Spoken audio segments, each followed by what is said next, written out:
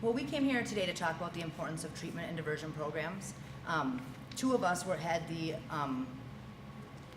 what was the word? We participated. So we had the opportunity to participate in treatment court programs, and Stacey did not. And there's a drastic difference between the access to resources that we had because of that, And also the success rate of actually maintaining sobriety. So we want to see as many people who struggle with drug addiction or mental illness to be able to get into these treatment court programs as possible. It is effective.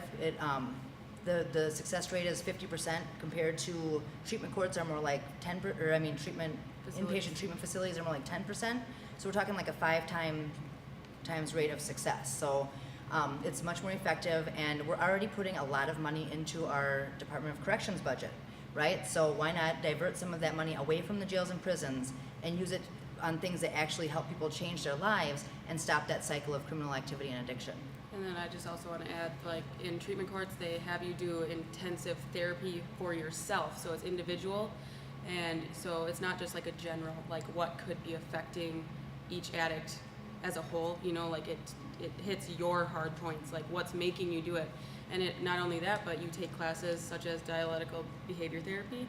It's a new thing for addiction treatment, you know, so it helps you change your way of thinking, your criminal thinking, because that's a lot of why we're here. Like for me, I don't have drug charges. I have theft charges, and I committed those crimes because of drug addiction. So. And I guess for myself, I didn't have those therapy classes, so I still have issues that I deal with and have to figure out and do things on my own where I could have been a part of and done it in a much more structured setting and got my life back on track a lot faster than it took me. So.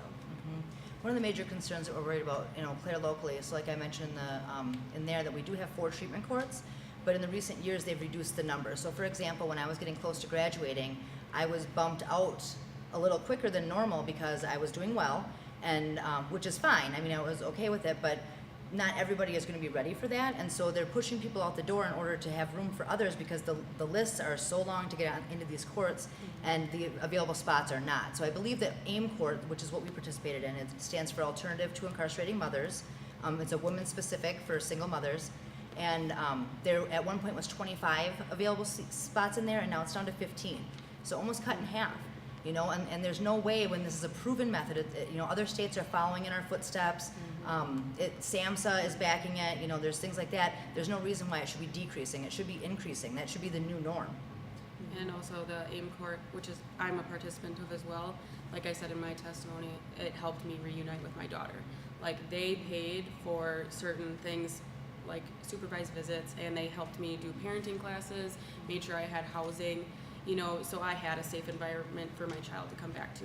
Not only did that provide her safety, but also myself. Like I didn't feel like I had to go back to the streets. I had a sanctuary, so and without AIM Court, I would definitely not have been able to do that.